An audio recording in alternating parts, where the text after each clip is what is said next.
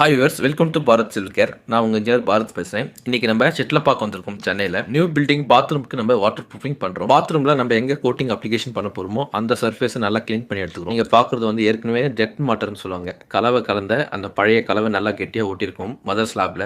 அது மட்டும் இல்லாமல் தூசி, கலவை, ஆயில், கிரீஸ் இது எதுவுமே இல்லாமல் சர்ஃபேஸை ப்ரிப்ரேஷன் பண்ணணும். இது ரொம்ப மஸ்ட். ஏன்னா நம்ம அப்ளிகேஷன் பண்ணுற மெட்டீரியல் வந்து கான்கிரீட் மேலே அப்ளை ஆகும்போது நல்லா பாண்டிங் கிடைக்கும். இடையில தூசி மற்ற ஏதாவது திங்ஸ் இருந்துச்சுன்னா கண்டிப்பாக ஃபீல் ஆகிட்டு வந்துடும். ஸோ சர்ஃபேஸ் வந்து நல்லா ப்ரிப்பரேஷன் பண்ணி முடிச்சதுக்கு அப்புறம் high grade polyurethane fitment paste coating 2 coat இந்த பாத்ரூம் சர்ஃபேஸ்க்கு நம்ம அப்ளிகேஷன் பண்ணுறோம்.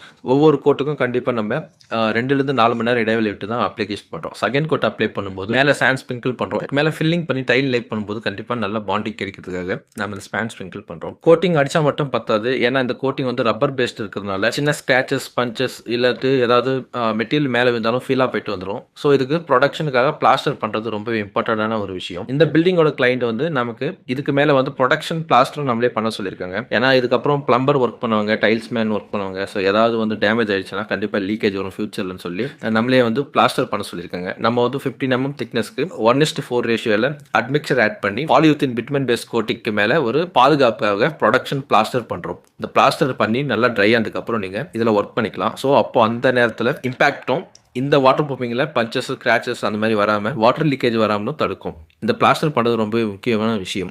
இது வரைக்கும் இந்த வீடியோ பார்த்து உங்கள் எல்லாருக்குமே என்னுடைய நன்றி தெரிவிச்சுக்கிறேன். இது போல் சர்வீஸ் உங்களுக்கு வேணால் ஸ்கிரீனில் தெரிய நம்பரை கான்டாக்ட் பண்ணுறது. நம்ம சேனலை சப்ஸ்கிரைப் பண்ணுங்கள், ஷேர் பண்ணுங்கள், லைக் பண்ணுங்கள். ஒருவேளை இன்ஸ்டாகிராம் வீடியோ பார்த்தீங்கன்னா ஃபாலோ பண்ணுங்கள். தேங்க்யூ.